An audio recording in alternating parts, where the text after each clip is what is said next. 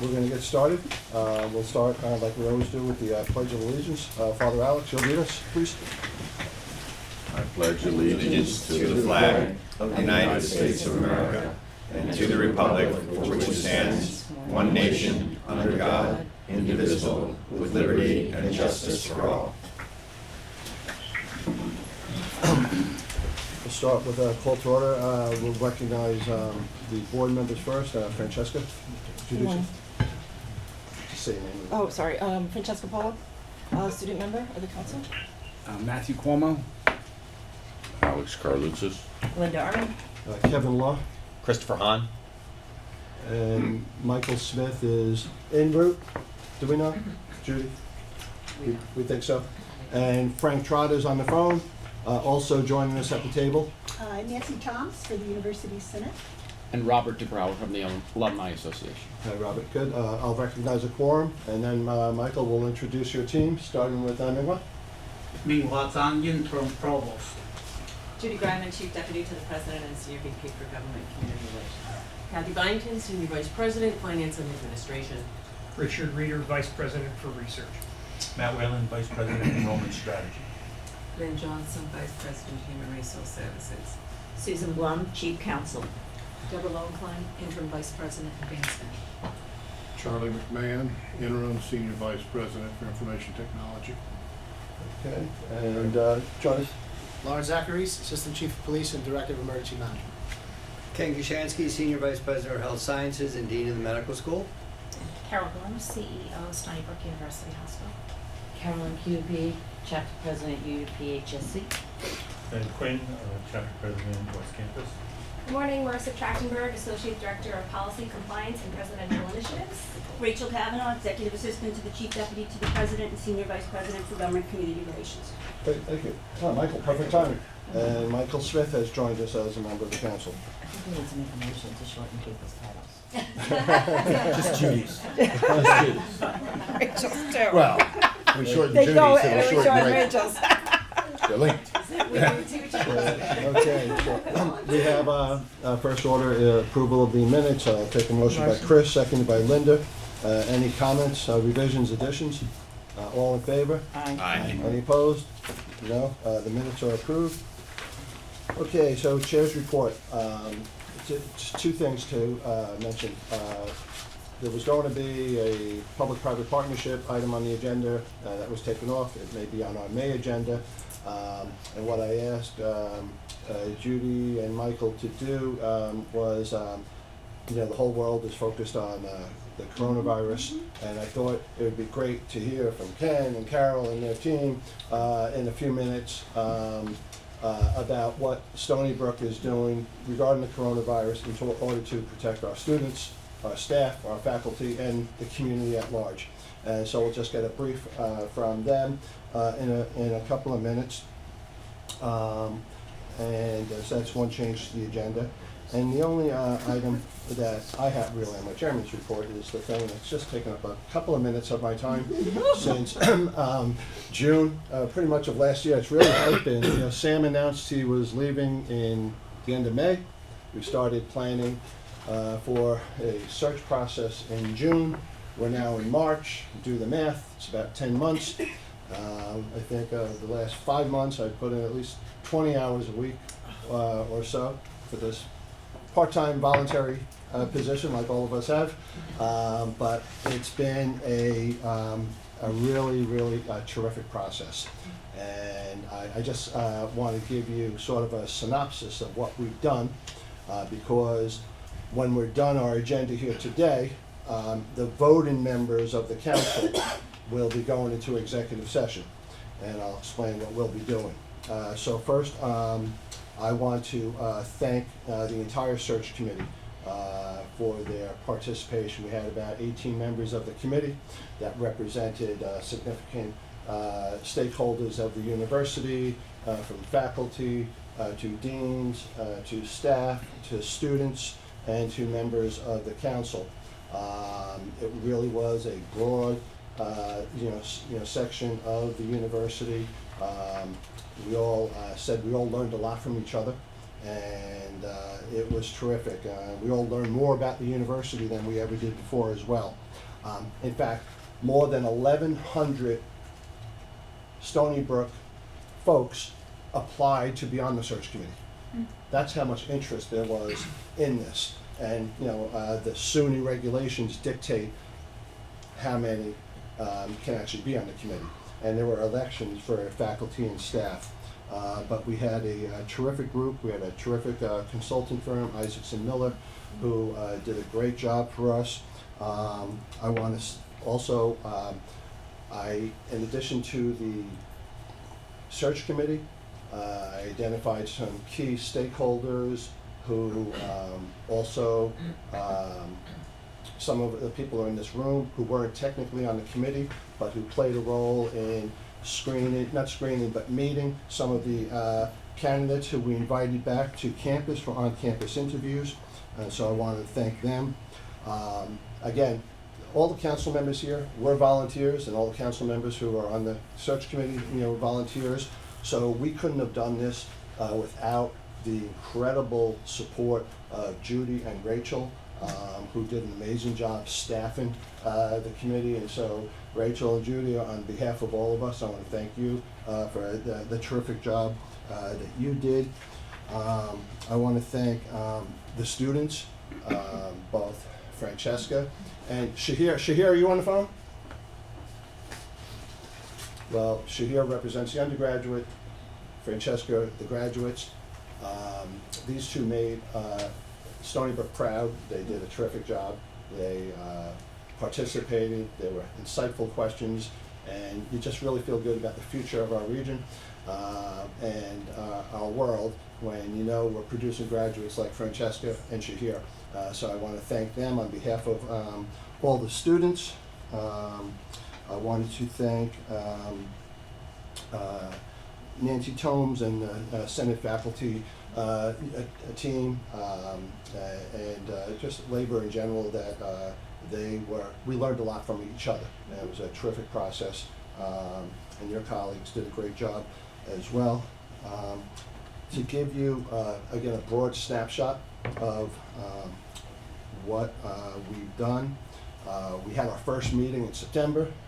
We met again in December. We met again in January, where we identified about 10 candidates who would come on campus for interview. We had 249 prospects. We had 52 applicants. And as I said, 10 interviews, a very diverse group. 5 were invited back to campus.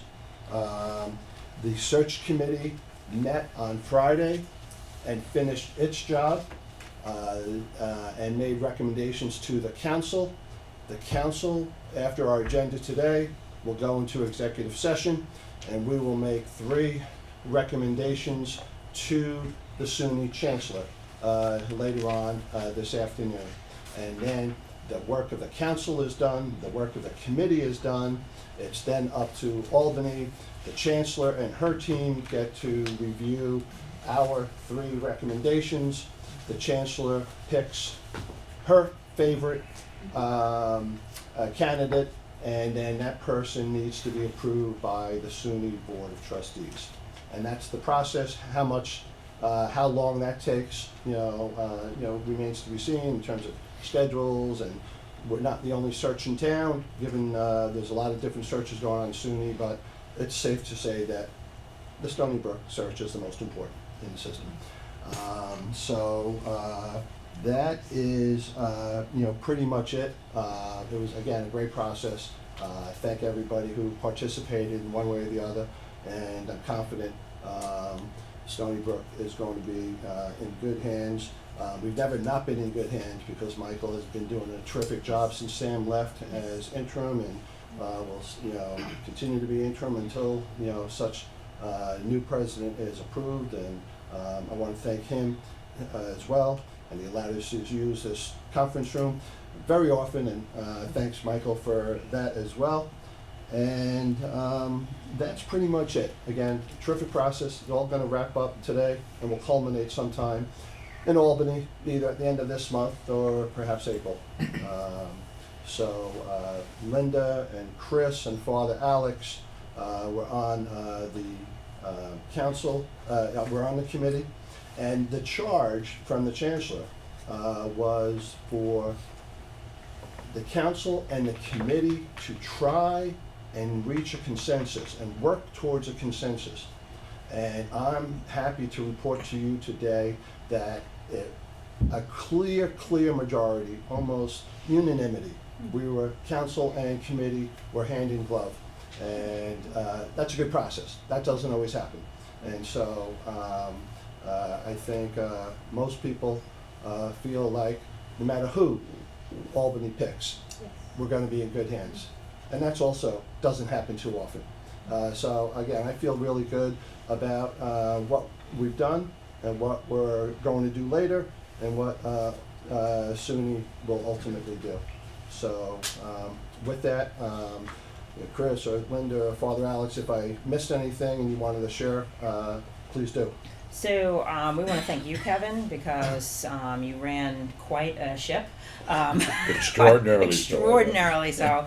And it wasn't always easy, and we had to earn the trust of the faculty, and the faculty earned the trust of us, and we really did come together in a really great way on this committee, and I think we learned a lot from each other. And I said on the at the meeting Friday, feels like it was an hour, weeks ago, that I've never felt so connected to this university, because I've really gotten to get to know everybody so well and understand what's important to the university. You know, we come to these meetings once a quarter and we hear how great the university's doing, or if there's a trouble or something we need to work on, but you don't get to see the day-to-day. You don't get to have insight or line of sight into any of that. So this process has helped to give us, and I don't want to speak for Chris and Father Alex, but it's given me an extraordinary line of sight into what makes this university run and hum and do so well. So thank you, Kevin, for your leadership and everything that went along with that, because there was some, ups and downs and trials and tribulations, but it all came together in such a great way because of your leadership. Well, thanks so much, Linda. I appreciate it. Father Al? I would agree the same thing. In fact, I would have put your nomination in for president of the university. You did everything perfect. Great leadership, so we thank you very much for that. Really was outstanding. I think you did a great job, but I think, and I think that what Linda said is absolutely true, and I thought after the first meeting we were going to have a real hard time finding a president, and it all kind of came together, and I think your leadership was a big part of that, really the reason for it. I also think that the caliber of candidate that we got is a tribute to this university. Mm-hmm. Even the people that we discarded are now, some of them are presidents at other places, including some very impressive places. So I think we're going to be in good hands. I think that we are going to have, assuming we get these people to come, which I think we will, we're going to have an excellent new leader of this institution. I'm very excited about it. I think we should all be excited about it. It's going to bring this university to the next level, and I think it's also going to bring the university together in a way that it probably hasn't been over the last 10 years, and I think that's really exciting to me as a member of the community and as somebody who's watched this university grow his entire life. So I'm excited about it. Great, thanks, Chris. And I want to thank Matt Cuomo too. One of the things we were also encouraged, and the SUNY regs encouraged us to do, is to invite the other council members who aren't on the search committee to the debriefings of some of the candidates that we met. So they heard and got the value of hearing from members of the committee as to their feelings. And it was tough to try to get everybody together, but I know Matt made a bunch of those meetings, and Matt, thanks for your participation in that as well. So with that, as I said, we're going to complete our job in executive session with the voting members of the committee after we get through our agenda. And with that, I'm going to now hand it over to Michael for the president's report. And thank you again, Michael. Thank you, Kevin. Good morning, everybody. You have my written report. I'll just call out a few key issues there. Let me try and be brief. I want to talk briefly about leadership changes, our association with Brookhaven Lab, enrollment management issues, some campus activities and honors, and then, yes, of course, the virus, although we're going to have more substantial information shared in a few minutes. First of all, with respect to leadership, Carol Gomes has been appointed the Chief Executive Officer of University Hospital. She had been serving, I think you know, as Chief Operating Officer of the hospital for the past 6 years. She'd taken up the interim Executive Officer role for a while. After Ernest Baptiste moved along, she's a recognized authority in healthcare. She has more than 35 years experience, although she looks like she's 12 years old. And we're really delighted to have her on board as the head of our signature hospital in our hospital system. Congratulations. Also join me in congratulating Dr. Matthew Whalen, who will soon officially be the president of Caldwell University in New Jersey. Caldwell is a Catholic Dominican institution. Matt who is a native of New Jersey and I believe met his wife to be within miles of the campus, right? Will be the first male lay president of Caldwell, so this is sort of a homecoming for Matt, and we're very happy for you, Matt. You're going to do a great job. Congratulations. Also, with respect to leadership changes, Laura Lindenfeld, professor of journalism, the executive director of the Aldous Center for Communicating Science, has now been appointed Dean of the School of Journalism. She's been serving as the interim Dean of the school since January of 2019. Very excited to have Laura in this leadership role. Also, Nicole Sampson, a SUNY Distinguished Professor of Chemistry, has been appointed Dean of the College of Arts and Sciences. She had been serving as the interim Dean of the college since July of 2018. So very excited to have Nicole in that leadership role. And also, it's in my report, but worth calling out here, Judy Brown Clark has joined us as our new Chief Diversity Officer. She most recently served as the Diversity Director of the so-called Beacon Consortium in a Science and Technology Center at Michigan State. We're really excited to have Judy on board, and she seems to be spinning up very quickly with respect to all of her array of responsibilities, and she brings a wealth of experience to the role. Nice to take somebody from Michigan State. Yeah, you know, turnabout is fair play, right? So, obscure institution somewhere in the Midwest. You know, again, I want to highlight the importance of the decision regarding the new electron-ion collider facility at Brookhaven National Lab. This is close to a $2 billion investment from the United States Department of Energy in the lab, and also there's about $100 million of state resources being allocated in support of this effort. This is a game changer for us with respect to scientific research, with respect to the university's collaboration with the lab, and also with respect to workforce development and job creation on the island for at least a generation to come. So I wanted to highlight that. Enrollment management, obviously a challenging terrain, especially in light of recent developments worldwide. We're beginning to see some impacts on our application pool with respect to the flu outbreak, with respect to various political matters here in the United States. We're monitoring this very closely. We anticipate some impact on our fall enrollment. But we'll make this work. I mean, that's what our enrollment management professionals are all about. Having said that, I've just mentioned Matt Whalen is leaving us at the end of this semester. That's going to be a big hole in our enrollment management leadership. Also, Stefan Hyman, the interim associate provost for enrollment management and retention, is leaving us at the end of the year to take up a new appointment as head of enrollment at San Diego State University. So we've got some leadership issues to manage in enrollment management. We're going to identify an interim lead for enrollment as soon as we can, have them overlap with Matt and with Stefan and guide our effort. And of course, the new president of the university will have to undertake a national search for to identify permanent leadership resources in that area. We're going to be working hard on all of this, all of these vectors affecting us in enrollment.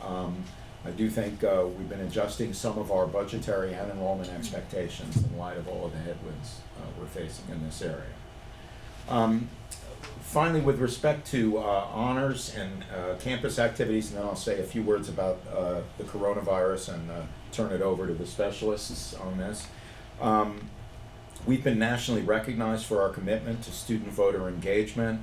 We're recently ranked as one of the top universities in the country for student voter participation. We're already working on plans for registration and engagement.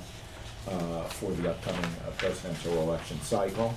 With respect to some other honors, we were just honored by Forbes, ranked number 59 out of 500 companies for being one of the best employers in the country for diversity.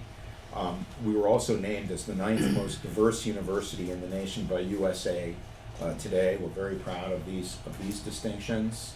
Represents the culmination of a lot of hard work by faculty, administrative, and staff leadership and student leadership.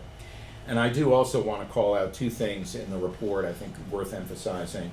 A graduating senior, Claire Garfield, a major in biology, will receive a Marshall Scholarship next year.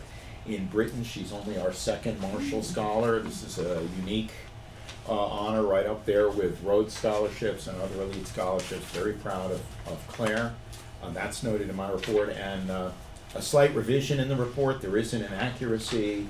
The women's basketball team is reported in the report as 25-3. They're actually 26-3, having defeated Albany Saturday afternoon to conclude their regular season. They go into the playoffs on Wednesday against Albany again. Interestingly enough, they start the playoffs. They're having a record-setting season. We've never had a team perform at this level in the women's basketball program. They've actually received a couple of votes in the top 25 coaches poll this past week, so we're very excited about that. And finally, we launched a podcast series for the campus. It's called Beyond the Expected. Maybe some of you have seen some of the podcasts as an opportunity to highlight the expertise, discoveries, and service of outstanding members of our faculty. And I've been privileged to do a couple of those podcast interviews. It's been a lot of fun. So have a look when you have a chance.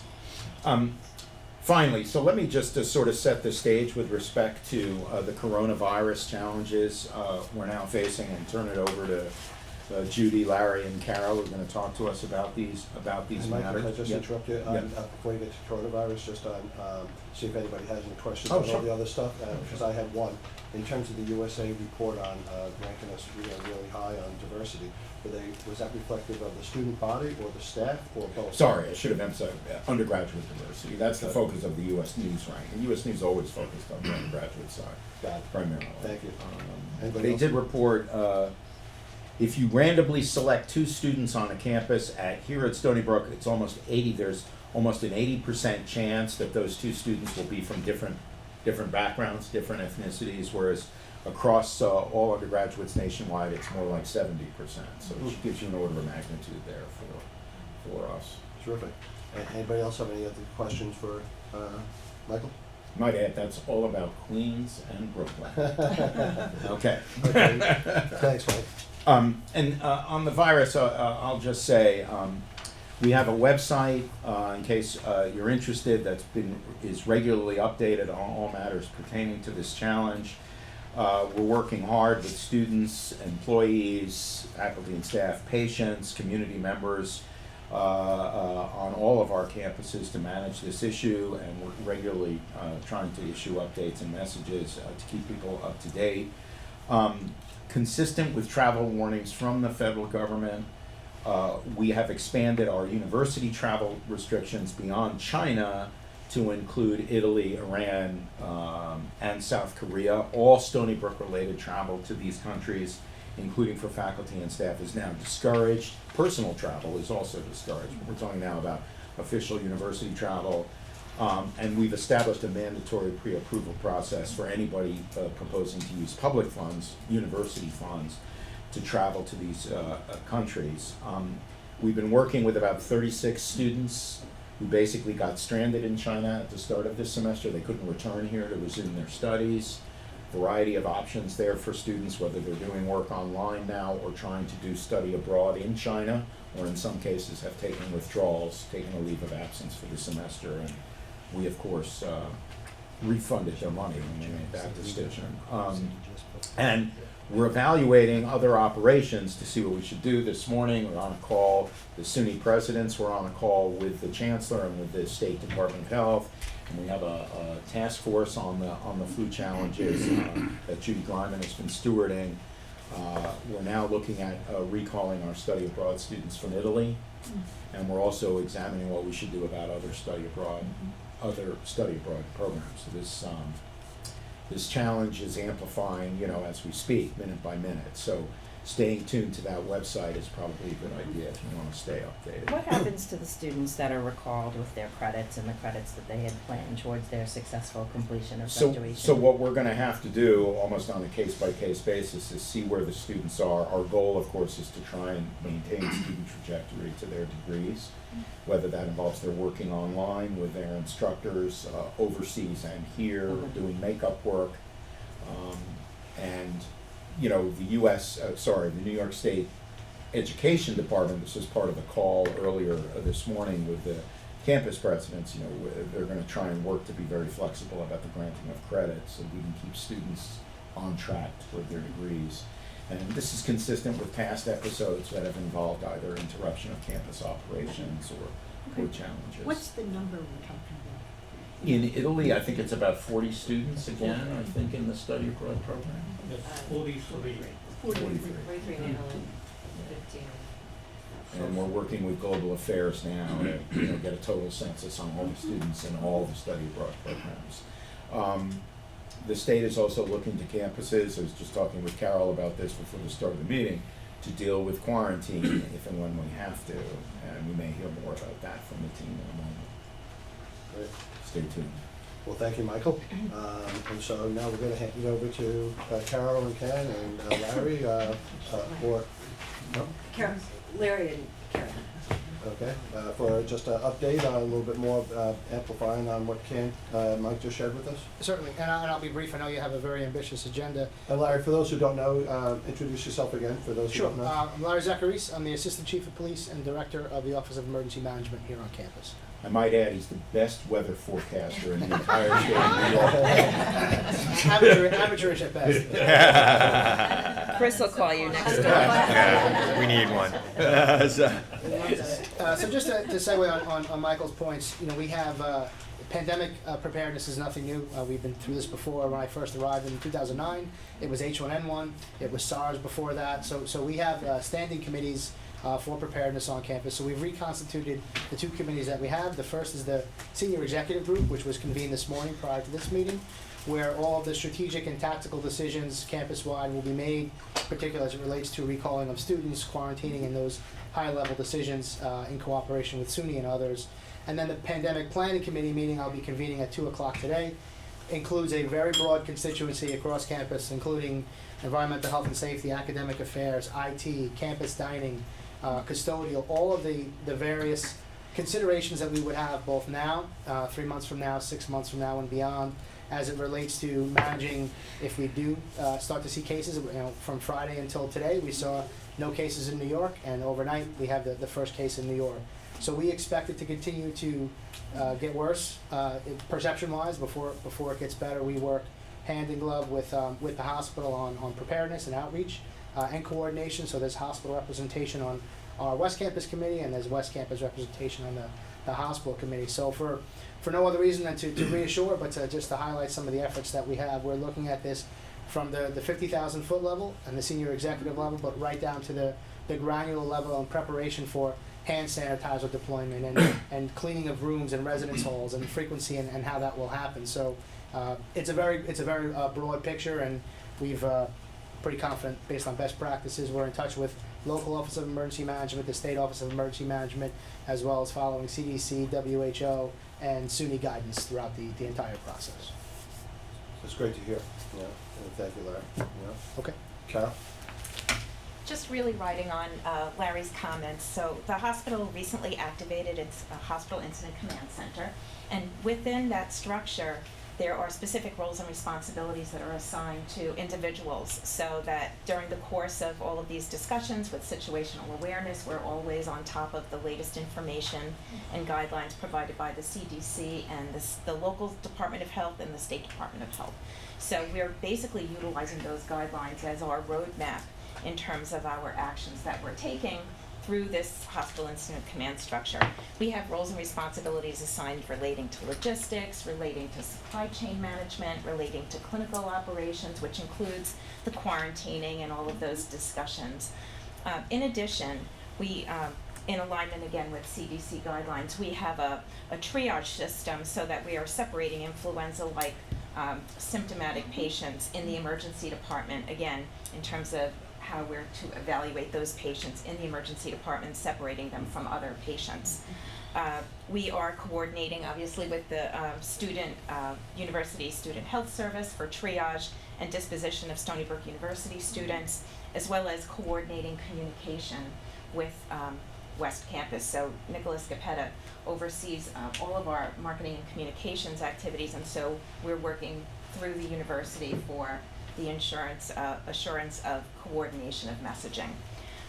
In addition, in terms of procurement and securement of the necessary personal protective equipment, we're monitoring our supplies and being very cautious in terms of how we're utilizing N95 respirators. So we have assigned locations where those N95 respirators can be obtained, and we're tracking and coordinating against our patient population to ensure that we're properly utilizing those very precious resources. So all in all, through the hospital command center, this really does allow us to be able to continue the work of the planning process. And as Larry mentioned, we have been through various pandemic initiatives before, and we're just basically invoking the use of our plan that has existed over many years and tweaking it based upon the CDC guidelines as they come up on a regular basis. So the hospital is prepared. We meet frequently. I believe today alone I have 5 hours worth of meetings relating to coronavirus. So I'm hoping that maybe I'll have a faculty appointment with Susan Donnellan in infectious disease, learning a lot. But I just wanted to thank everyone on campus at the university for assisting and supporting as we move together to work through. Well, thank you, Carol. If I missed it, I apologize, but do we have the capabilities to, if we had to quarantine like an entire floor of the hospital, if there was that many Long Islanders who got the virus, do we have the capability of doing something like that? And similarly, if there was a big outbreak with the students, do we have the capabilities of, say, quarantining an entire dorm or a floor of a dorm, to take care of them? So, obviously this is scalable, so we have to discuss as it ramps up. We continue to work through the plans, but over this past weekend, we had the opportunity, as you all recall, we celebrated the opening of our new hospital pavilion. As a result, we decanted several units from the existing building into the new building, which created space. So over this past weekend, we have one unit, 20-bedded unit, that has been fully refurbished, painted, stripped and waxed, so we're ready for business for a 20-bedded unit should the need arise. And there are no patients on that unit right now. So we really feel as prepared as we can be, and obviously as it surges, we'll continue to evolve the plan. We also discussed utilizing certain types of tents outside the emergency department, and we're working with our facilities folks to identify HVAC and heating and plumbing for those tents, but this is an active approach. Yeah, I would just add to that. I mean, one of our concerns is about students, and anticipating what might be some of the, challenges if and when students need to be quarantined. As I said in the call earlier this morning, DOH was making clear that they were looking to the campuses to come up with plans. I think our biggest concern there is international students, most of whom cannot or will not be able to go home. So how do we manage them? We're also concerned about some of our international students won't be able to go home this summer. And we're going to think about how we house them over the summer. I'm not talking about students necessarily who are ill, just students who won't be able to travel because of all the restrictions. So similar to identifying spaces for patients, we would have a similar approach for university students who would require quarantine. Conducting an inventory of available space. What are the facilities like in terms of that space? What would the needs be for those students? So we'll actively be working through those processes through the planning committee that Judy is leading. And we already have identified, I don't know the exact number. I believe it was 14, what I heard last week, beds in the Chapin apartment complex, single rooms with ensuite bathrooms. With bathrooms. That would be our isolation area. Yes, and and during H1N1 we actually had isolation for sick students, so we also had isolation for worried well that wanted to be separated from others. And I would mention on the call this morning, the SUNY call, I mean, some of you may know, upstate, we have community colleges and some four-year comp campuses struggling for enrollment. This is a case where there'll be capacity in their dorms if we need space for quarantine. Good. Yolanda? I have two quick questions. One, is there collaboration with other health systems in the area? And two, there's a lot of talk on the media about lack of testing kits. Is that a reality, or is that just? Well, we're not able to test at this point in time. We're required to communicate with our local Department of Health that also communicates through the state. So we're using that process in terms of testing until a further notice. And what was the first question? Are we you asked? coordinating with the other healthcare Yes. systems in this area? Yes, absolutely. As a matter of fact, Stony Brook Southampton Hospital, Stony Brook Eastern Long Island Hospital are part of our plan, and I'm in active communication with CEOs in other hospitals in the area, and we always discuss opportunities for supplies and whatever else is needed. So we support each other in that respect. Great. And of course, we're all working through the Department of Health as well. Thanks. Well, Ken? I want to put a little asterisk on that. So we were requested by Suffolk County to send out our ambulances to take care of and transport back to Stony Brook every patient who had symptoms compatible with coronavirus, with COVID-19, which in the middle of the flu season will, in about 14 milliseconds, overwhelm our capacity to take care of all the other patients we have to take care of.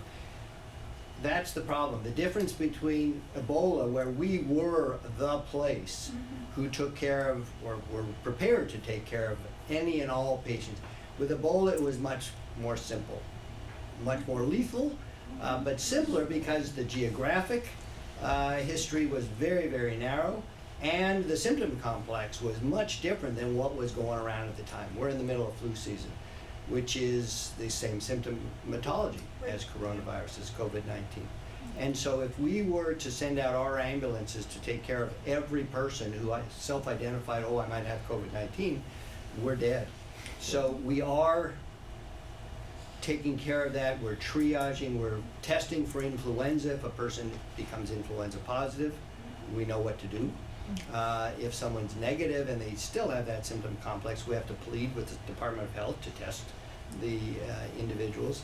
But we had to put together a logical triage plan. Otherwise, Do we not have, so we don't have any ability to test, and we don't know when we'll get the ability to test? Correct. And have we been told not to test if we had our own tests? We don't have them.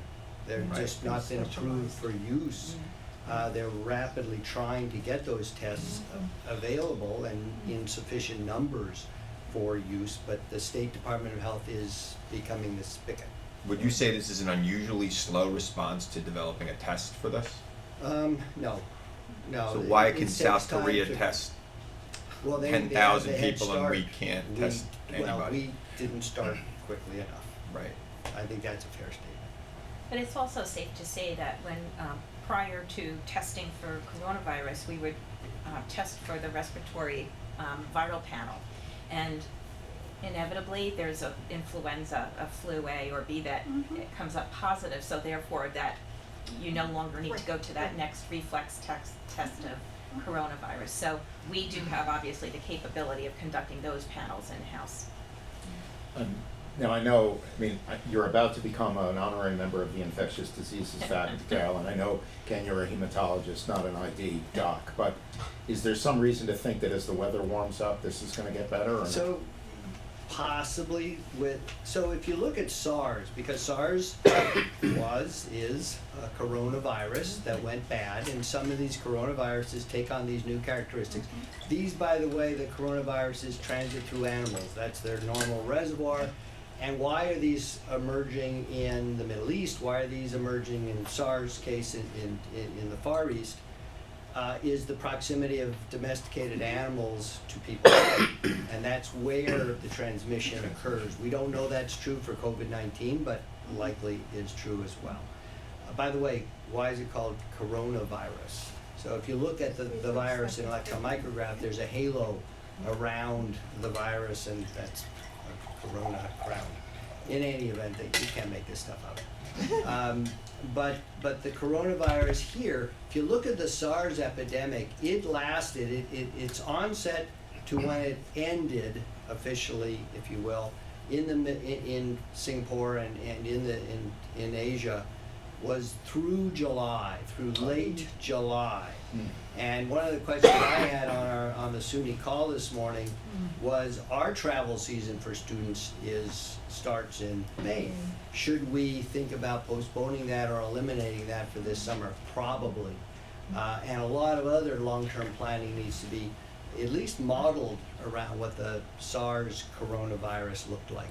And we also have spring break coming. That came up in the call. That's Students correct. starting to transit around too. Right? So, Well, Inez? Oh, just a question in terms of, as you can imagine, I've been getting a lot of questions, and I would say quasi-moral panic kinds of people imagining all kinds of scenarios. I direct them to the website. That's where the latest good information is.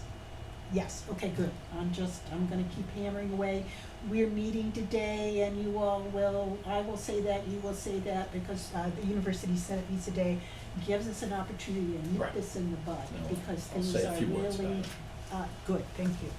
And also read the emails that are coming. Yes. So meanwhile, that was a good. Meanwhile, put out a Right, recent exactly. message. And I will repeat that because it's sort of making faculty and students aware, this is an email you really need to read. We do have a email surfeit problem, but I think this one we can underline and say highlight, there'll be a quiz if you don't, on this one.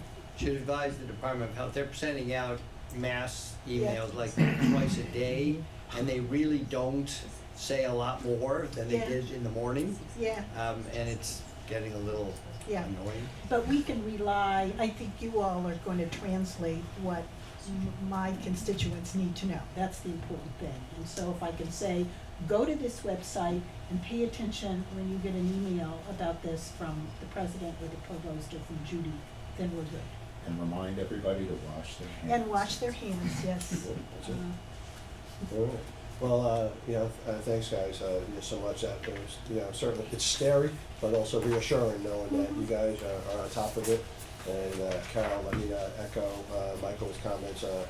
So thrilled you are now the permanent CEO. I've been working with you for more than 10 years now. You're the best, and excited for you. And I know we're going to be in good hands. So congratulations. Okay, we have one other. Rob. I just wanted to know, for those who are concerned about the fiscal response to this, all of the markets are up by about 1% this month. Yay! I'm gonna be a bit retired. Not this week. Yeah, this week, not this week. University Hospital, the preparation for Ebola several years ago cost the hospital $3 million. Yeah. Wow. Good stuff. All right, I guess Judy, last item of business before we go into executive session, just to give us a brief update of the governor's proposed budget, not in the weeds, but just any highlights that we need to be aware about and that we could perhaps try to influence between now and the end of the month. I will sort of race through these, but I'm not going to read you these points, but I'll hit some highlights. So what I just want to give you some structure around the governor's proposed budget, and this is just the voice, it's nothing else. Where have you been recently? Okay, why isn't this moving? Thank you. So Governor Cuomo always there's sort of a range of what I call social issues that kind of frame the things that I think that he would like to accomplish within the session that aren't necessarily just fiscal related. And these to me are really important things to watch because they ultimately become kind of bargaining chips later on because there are things that he'd like to advance. And so they're important to look at. The other thing that I would point out is legalizing marijuana, they tried this last year, they couldn't resolve some of the differences then. I'm not sure that there's been a huge change in those negotiations and those conversations, but we'll see.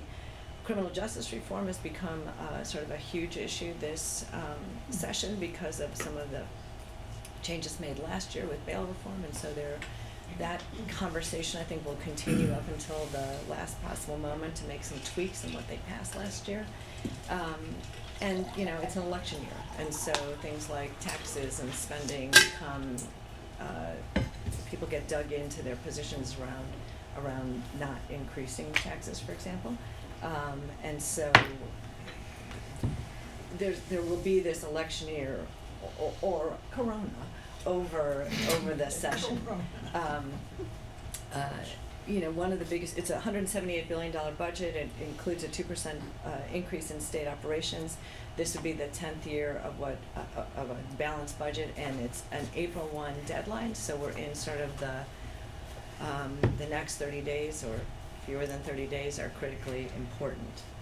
Hey Jude, just for our purposes, I think many people have been reading, all the general stuff, Yep. but really, why don't you focus your Zip up. comments on what does the budget do anything bad or good for Stony Brook? Sure. So in this one, I'll just tell you that the one thing that the budget doesn't do good for Stony Brook, which is the consolidation of COEs and CANs.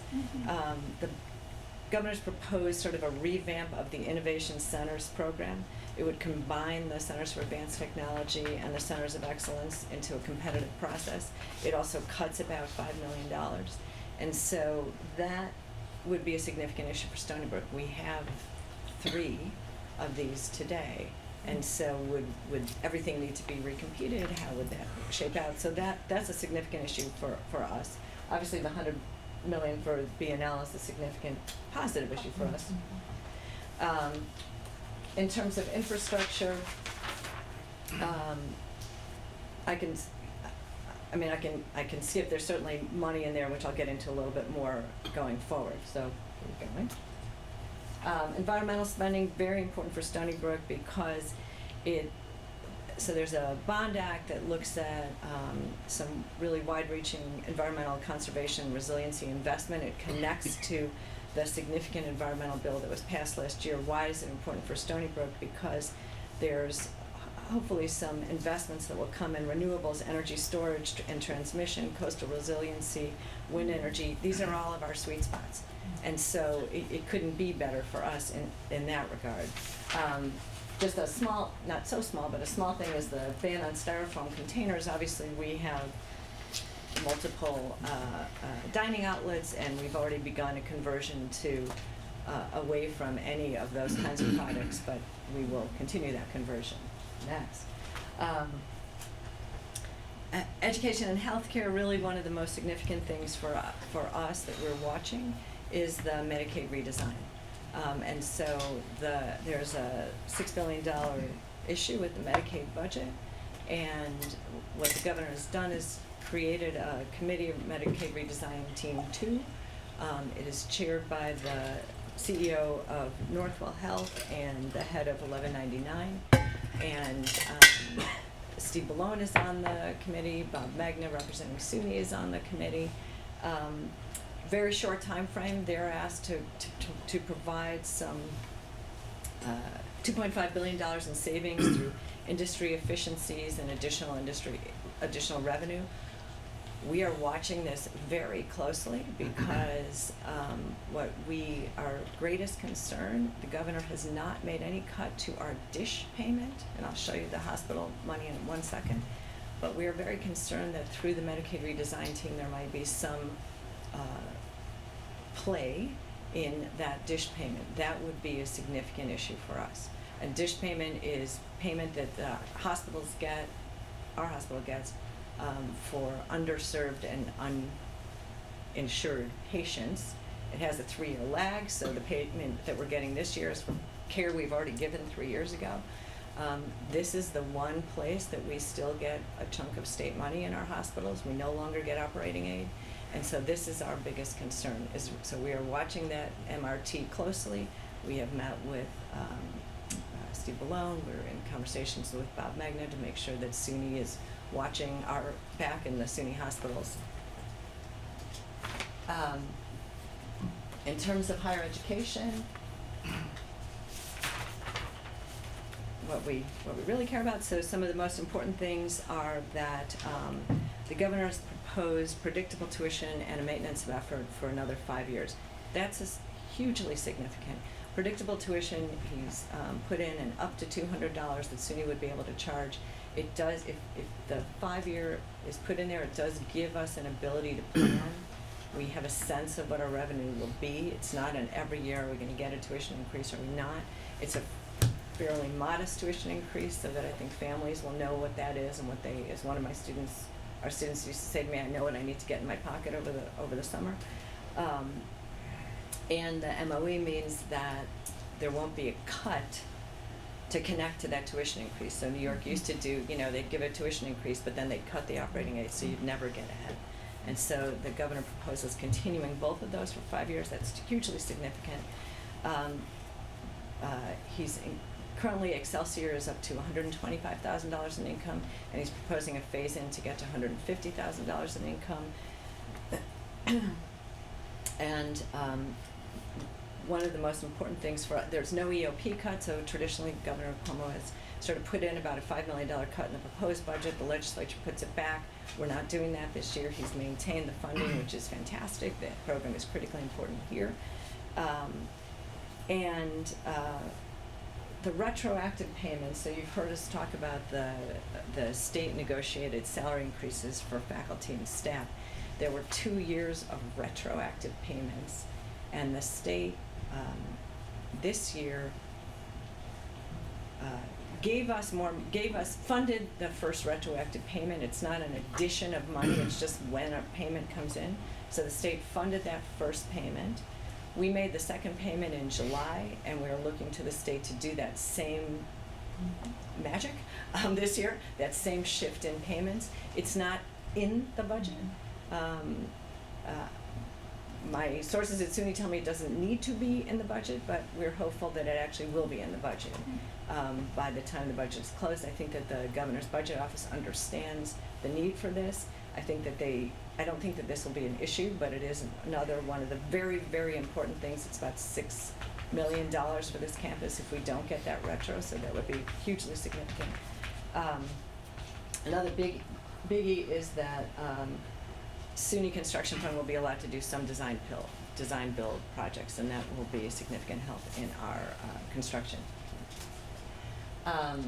In terms of capital funding, one of our biggest issues on this campus is getting that engineering building funded, and so we have $25 million that we've already have in the bank. Some of it is being used for design soon, once the money is released. It's a $100 million building. We said that we would raise $25 million, and so for this year we're looking for $9 million from the stadium to be redirected to the engineering building. I think that there's some other Long Island money, that there's a conversation going on around getting some more of it there, and then an additional component from the state. And so the engineering building is our top capital priority. And one of the things that the governor's put in the budget this year that's new, and I think people are still parsing it through, is a matching program for SUNY and CUNY. So every $2 invested by the state, the campuses would need to raise $1. That would be great for Stony Brook. It's another way to entice donors. Your dollar is going to actually be enhanced. We're still awaiting the details, but I think that some component of a matching program will survive this session. And the capital generally, so our critical maintenance funding has been, when it was about $75 million a year, most people have heard me say this a million times, but when it was $75 million a year, we were holding our own. It kind of went down to in the 20s, much harder to hold our own on our buildings. So right now the budget is about $24 million for us. We'll get an additional round of funds from SUNY, so some of it comes directly to the campus, and then some of it you kind of compete for SUNY funds. We've generally doubled it by competing for SUNY funds, and I think that will end up happening again this year.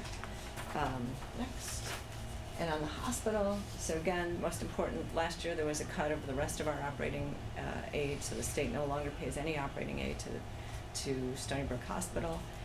It was not restored. I don't expect that it will get restored. We are instead trying to work at getting the state to pick up the debt service of our hospitals. So currently the SUNY hospitals are the only state buildings where the state doesn't pay the debt service. And so if the state would pick up the debt service, it would sort of make up for that operating aid. And we continue to work on that.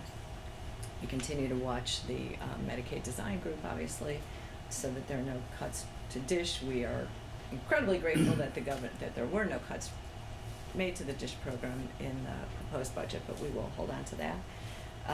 And there's an additional $50 million tranche of capital funding for Stony Brook Hospital, but again, the state doesn't pick up that debt service, so there's cost to that money.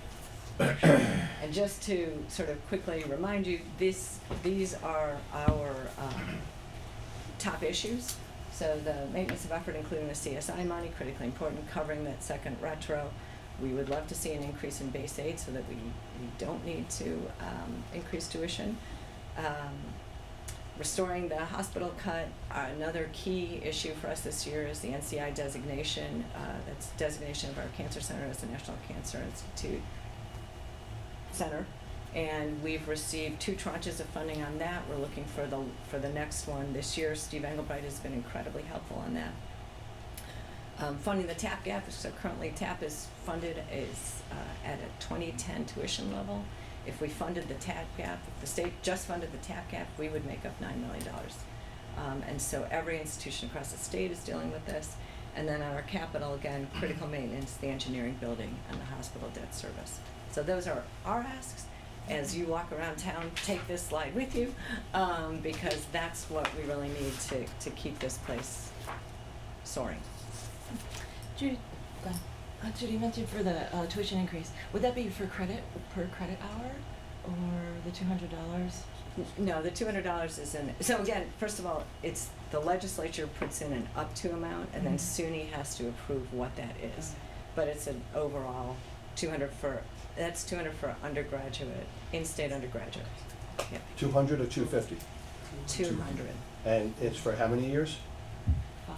He's put in 5. Like 20 to 25? 2020 to 2025? Yes, Or? yes. But it's up to SUNY to allow us to be able to do that? Yes. Or? Right. It's essentially the legislature authorizes SUNY to do something up to this amount. And then SUNY authorizes every year? Yes.